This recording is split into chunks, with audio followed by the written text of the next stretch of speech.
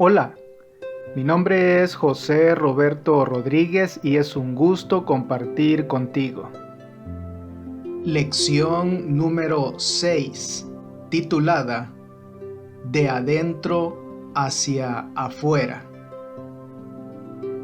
El texto bíblico base para el estudio de esta semana se encuentra en el libro de Marcos, el capítulo 7, verso 15, en el cual leemos lo siguiente. Nada exterior al hombre puede entrar en él y contaminarlo. Más bien, lo que sale del hombre es lo que lo contamina. Esta semana estudiaremos Marcos 7 y la primera mitad del capítulo 8. Al comienzo de Marcos 7, Jesús suscita controversia por su rechazo de la tradición religiosa.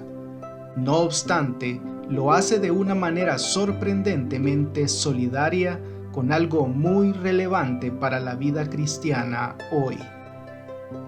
Jesús presenta luego un acertijo que abre la puerta a una comprensión correcta de qué es en verdad la fe. Después de esto, se dirige a Tito y Sidón y tiene allí un encuentro con una mujer que fue la única persona que le ganó una discusión a Jesús en los evangelios. Su encuentro con ella es inusual y hay bajo su superficie algunos mensajes cifrados con los que la mujer fue capaz de interactuar. En vista de su fe, Jesús le concedió lo que pedía. Marcos 7 registra otra curación realizada por Jesús y así revela la importante verdad de que, independientemente de cuán impresionantes puedan ser los milagros, a menudo no alcanzan para que los corazones se abran a la verdad. Después de todo, qué bien hicieron los milagros a los líderes religiosos que estaban empeñados en rechazar a Jesús. En Marcos 8, nuestro estudio se enfoca en el significado del pan como símbolo de enseñanzas y tradiciones. Estas historias contienen grandes lecciones acerca del significado y la práctica de la vida religiosa. Tradiciones humanas versus mandamientos de Dios. Leamos en Marcos el capítulo 7, los versos 1 al 13.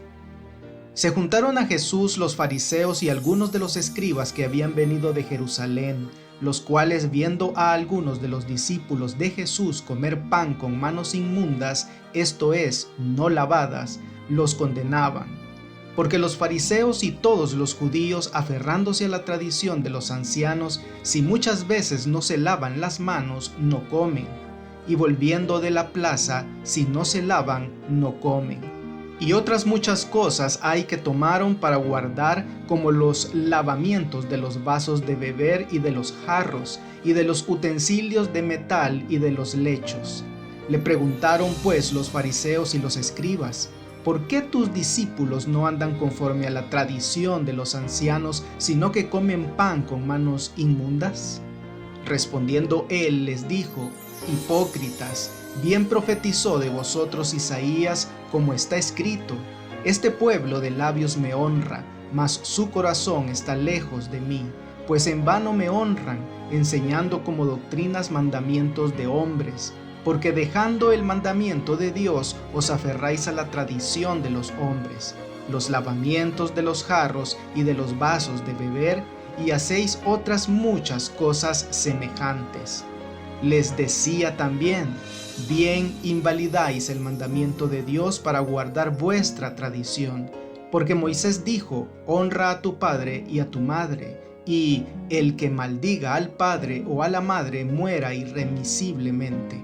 Pero vosotros decís: basta que diga un hombre al padre o a la madre, es corbán, que quiere decir mi ofrenda a Dios, todo aquello con que pudiera ayudarte, y no le dejáis hacer más por su padre o por su madre, invalidando la palabra de Dios con vuestra tradición que habéis transmitido, y muchas cosas hacéis semejantes a estas.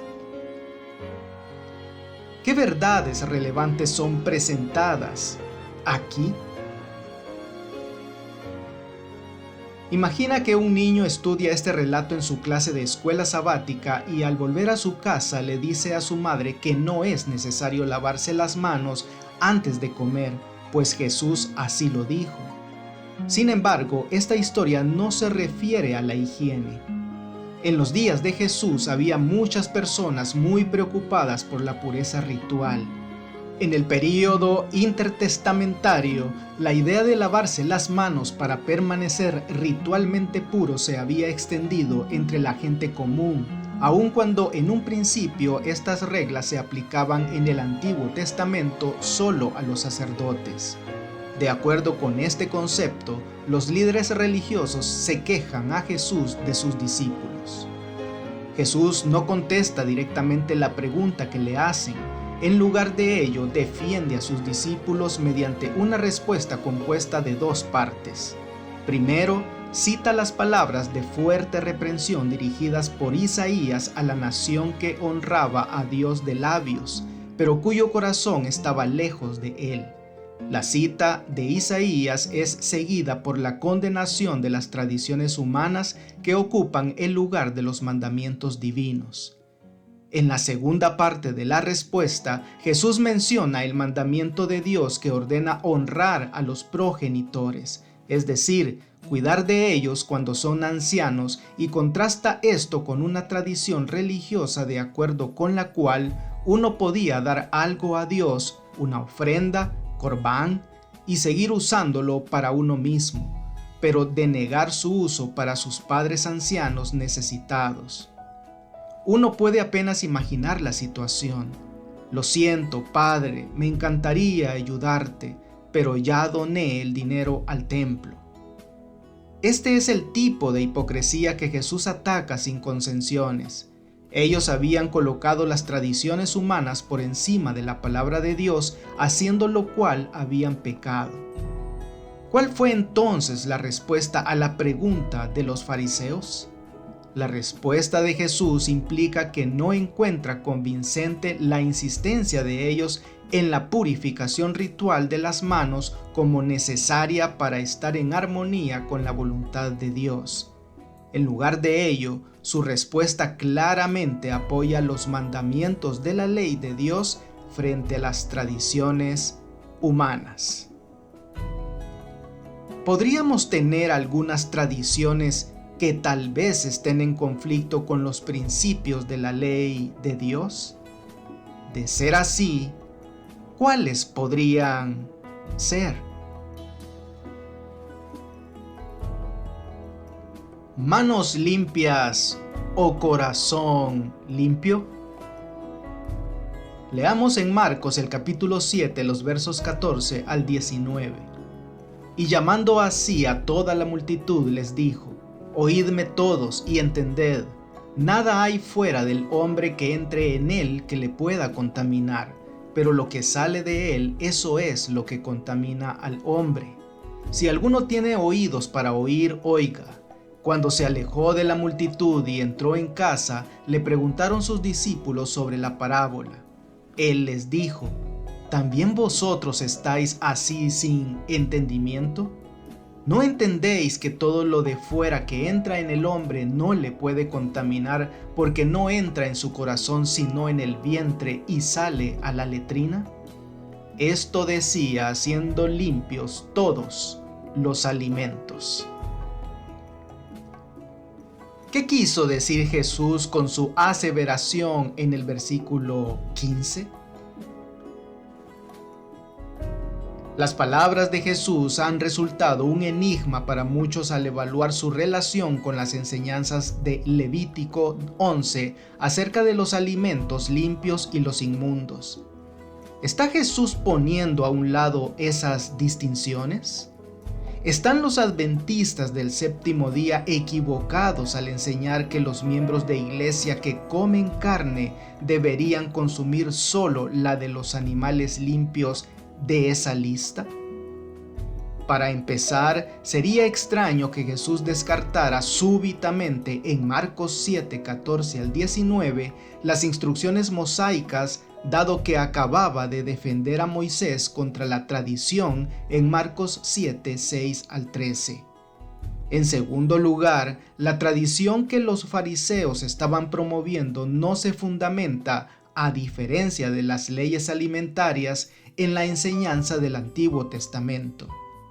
Tercero, cuando Jesús declara puros todos los alimentos en Marcos 7:19, no quiere decir que las leyes alimentarias están abolidas, sino que no era válida la tradición acerca del toque ritual o ceremonialmente contaminante que sostenían los fariseos.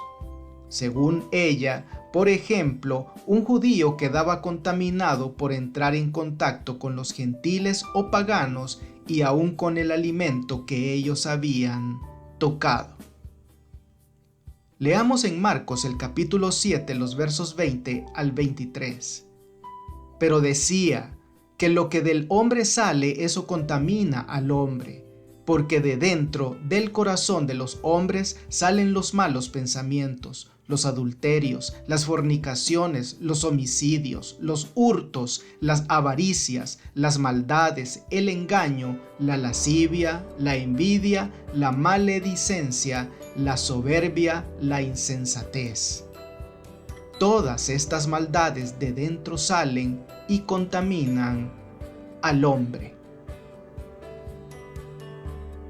¿Qué contamina a una persona según Jesús?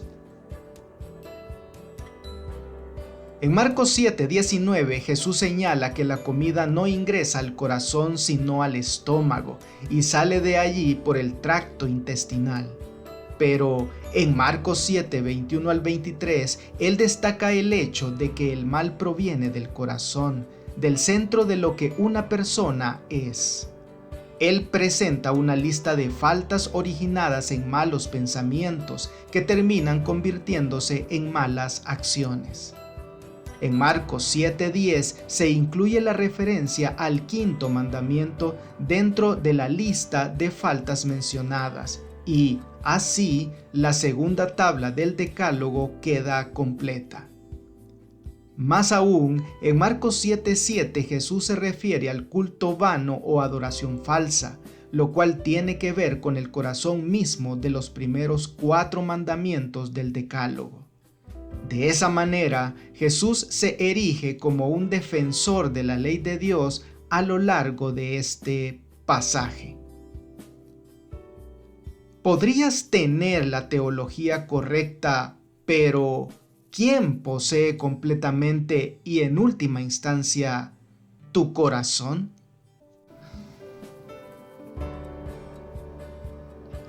Migajas para los perros. Leamos en Marcos el capítulo 7, los versos 24 al 30. Levantándose de allí se fue a la región de Tiro y de Sidón, y entrando en una casa no quiso que nadie lo supiese, pero no pudo esconderse, porque era una mujer cuya hija tenía un espíritu inmundo. Luego que oyó de él, vino y se postró a sus pies. La mujer era griega y sirofenicia de nación, y le rogaba que echase fuera de su hija al demonio. Pero Jesús le dijo: deja primero que se sacien los hijos, porque no está bien tomar el pan de los hijos y echarlo a los perrillos. Respondió ella y le dijo: sí, Señor, pero aún los perrillos debajo de la mesa comen de las migajas de los hijos. Entonces le dijo: por esta palabra, ve, el demonio ha salido de tu hija. Y cuando llegó ella a su casa, halló que el demonio había salido y a la hija acostada en la cama. ¿Qué importantes lecciones contiene esta historia? A continuación del desafiante pasaje que estudiamos ayer, el relato registrado en este texto plantea también preguntas problemáticas. ¿Por qué responde Jesús tan rudamente a esta mujer? ¿Por qué la caracteriza mediante repetidas expresiones como un perro? Él no lo explica abiertamente, pero hay dos características de su respuesta que sugieren lo que está enseñando. En Marcos 7:27, Él dice que los hijos deben ser alimentados primero. Si hay un primero, sería lógico que hubiera un segundo.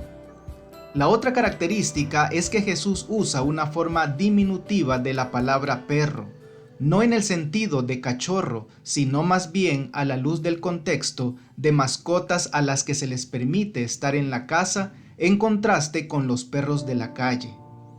En su respuesta a Jesús, la mujer demuestra que captó los dos marcadores discursivos usados por él, lo que ayuda a entender la reacción de ella. Su respuesta es bastante directa y contundente. Ella contesta: sí, Señor, pero aún los perrillos debajo de la mesa comen de las migajas de los hijos. ¿Cómo se le ocurrió esa respuesta? Ciertamente el amor hacia su hija la impulsó a avanzar, pero él también la animó. Dijo primero, dando por sentado que había un segundo. Además, él sugirió que ella era comparable a una mascota perteneciente a la familia, como los perros que estaban bajo la mesa de sus dueños. Así como el perro doméstico estaba en la casa bajo la mesa, ella estaba a los pies de Jesús rogando por su hija. En vista de eso, ella reclamó el derecho de un perro de familia a la comida que caía al suelo. La respuesta de la mujer revela su fe.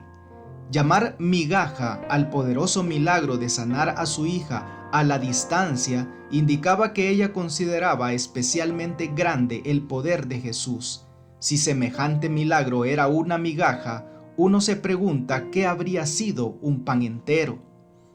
Esta respuesta también muestra que ella entendía que concederle este milagro era algo sencillo para él. Jesús fue conmovido y accedió a su pedido. Por su trato con ella, ha demostrado que aquella que Israel había considerado como paria y ya no es extranjera, sino una hija en la familia de Dios. Y como hija, es un privilegio participar de los dones del Padre. ¿Por qué el prejuicio contra otras razas y nacionalidades es tan contrario a la enseñanza de Jesús? ¿Y cómo podemos ser limpiados de este mal? Con la lengua trabada. Leamos en Marcos el capítulo 7, los versos 31 al 37. Volviendo a salir de la región de Tiro, vino por Sidón al mar de Galilea, pasando por la región de Decápolis, y le trajeron un sordo y tartamudo, y le rogaron que le pusiera la mano encima. Y tomándole aparte de la gente, metió los dedos en las orejas de él, y escupiendo, tocó su lengua. Y levantando los ojos al cielo, gimió y le dijo: Efata, es decir, sé abierto. Al momento fueron abiertos sus oídos y se desató la ligadura de su lengua, y hablaba bien. Y les mandó que no lo dijesen a nadie, pero cuanto más les mandaba, tanto más y más lo divulgaban. Y en gran manera se maravillaban, diciendo: bien lo ha hecho todo, hace a los sordos oír y a los mudos hablar. ¿Quién fue traído ante Jesús y qué hizo Jesús por él? Jesús no eligió el camino más corto para regresar a Galilea desde Tiro y Sidón. Parece que se dirigió al norte desde la región de Tiro, subió por el territorio de Sidón y luego descendió hacia el interior por el noreste del mar de Galilea, para llegar finalmente cerca del mar mismo. Fue un recorrido indirecto, lo que probablemente le permitió dedicar tiempo adicional a la instrucción de sus discípulos. El texto no indica quién fue exactamente la persona que trajo al hombre ante Jesús, pero el problema de este era suficientemente evidente. No podía oír y tenía dificultades para hablar. La pérdida de la audición aísla a las personas de su entorno, mientras que la sordera profunda puede hacer que resulte desafiante para una persona aprender a hablar. El problema de este hombre pudo haber sido de larga data. Jesús comprende la difícil situación del hombre y lo lleva aparte. La manera en que el Señor sana a esta persona es curiosa, particularmente para un lector moderno. Pone sus dedos en los oídos del hombre, escupe, toca la lengua del afectado y suspira o gime profundamente. Jesús toca las partes afectadas que sanará en el hombre, pero ¿por qué el suspiro o el gemido? Suspiró al pensar en los oídos que no querían abrirse a la verdad y las lenguas que se negaban a reconocer al Redentor. Jesús restauró milagrosamente la audición del hombre e hizo que fuera capaz de hablar con claridad. Su suspiro ilustra los límites que Dios se ha impuesto a sí mismo en relación con la libertad de elección de la humanidad. Él no forzará la voluntad. Todos los humanos son libres de elegir a quién permitirán que dirija su vida, al príncipe de la vida o al de las tinieblas. Jesús podía abrir los oídos de los sordos, pero no forzaría los corazones incrédulos para que lo reconocieran como el Mesías. Esta breve historia también ilustra lo que Dios puede hacer por quienes se vuelven por propia decisión a Él. Tal vez hayas experimentado reticencia a compartir tu fe, sintiendo que tu lengua estaba atada en cuanto a lo que debías decir. Este milagro es animador, pues demuestra que Jesús puede abrir tus oídos para que seas sensible a las necesidades de otros y compartas con ellos una palabra oportuna que los ayude en su senda. ¿Qué estás haciendo con los dones de la audición y del habla? ¿En verdad son dones que has recibido? ¿Y cómo los estás usando? Cuidado con el pan en mal estado. Leamos en Marcos el capítulo 8, los versos 11 al 13. Vinieron entonces los fariseos y comenzaron a discutir con él, pidiéndole señal del cielo para tentarle. Y gimiendo en su espíritu, dijo: ¿Por qué pide señal esta generación? De cierto os digo que no se dará señal a esta generación. Y dejándolos, volvió a entrar en la barca y se fue a la otra ribera. ¿Qué postura de los fariseos desilusionó profundamente a Jesús? ¿Por qué no demostró Jesús su poder divino y convenció a estos escépticos? El problema se retrotrae al final de Marcos 3, donde Jesús se refiere al pecado contra el Espíritu Santo. Si una persona decide no oír ni ver, ni siquiera una señal del cielo la convencerá, ya que ésta sería simplemente desestimada como todo lo anterior.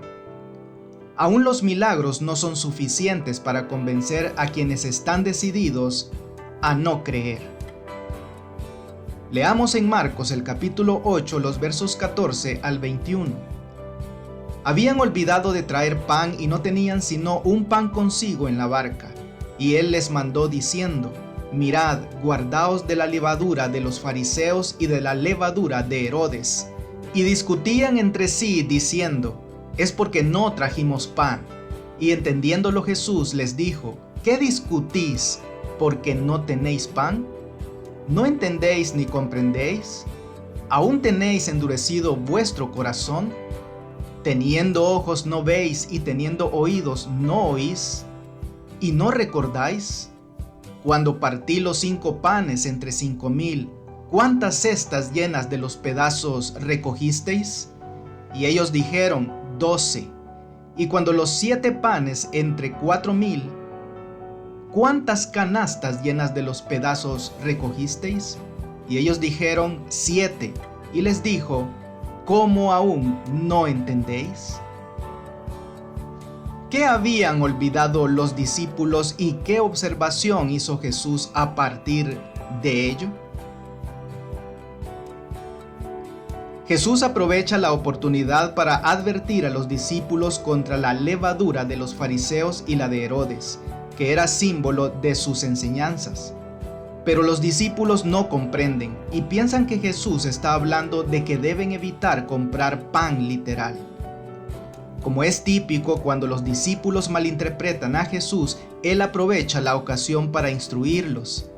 El Señor hace una serie de preguntas, las primeras de ellas de naturaleza retórica, expresando su frustración porque no han entendido la misión de Él.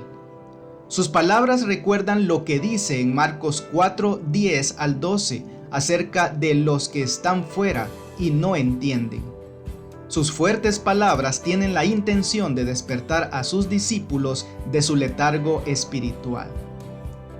En Marcos 8, 19 y 20 formula preguntas simples acerca de cuántas canastas de fragmentos habían recogido después de que Él alimentó a los 5,000 y también los 4,000, con los que pretende ilustrar que ya deberían haber comprendido que los recursos limitados no son una barrera para el Mesías.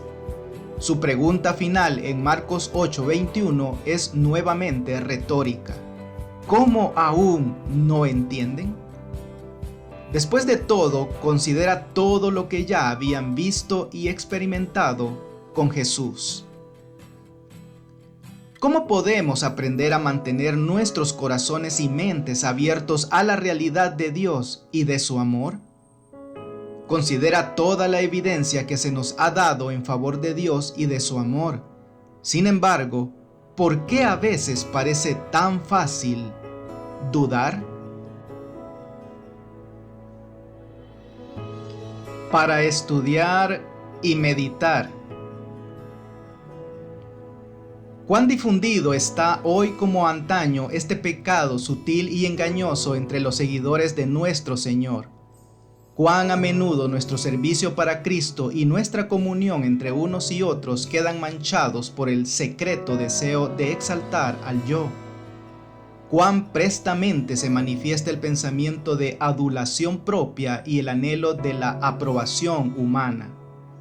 ¿Es el amor al yo, el deseo de un camino más fácil que el señalado por Dios, lo que induce a sustituir los preceptos divinos por las teorías y las tradiciones humanas?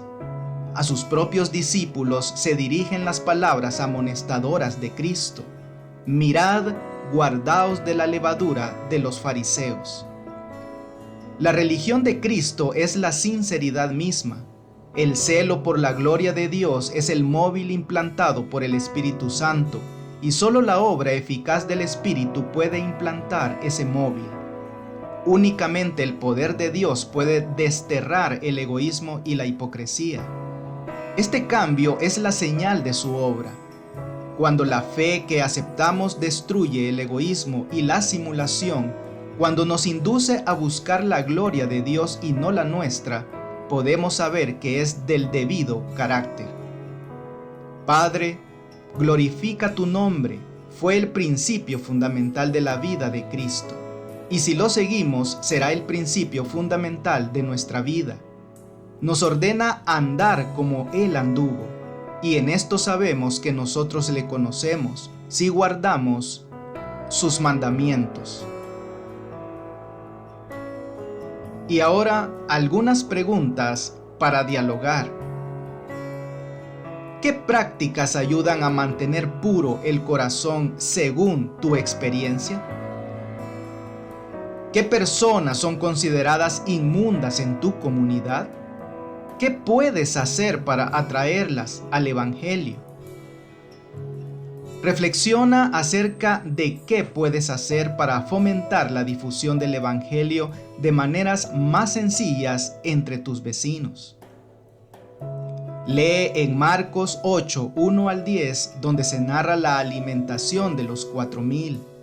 ¿Qué diferencia produce en la interpretación de este pasaje el hecho de que la multitud era probablemente gentil, pagana?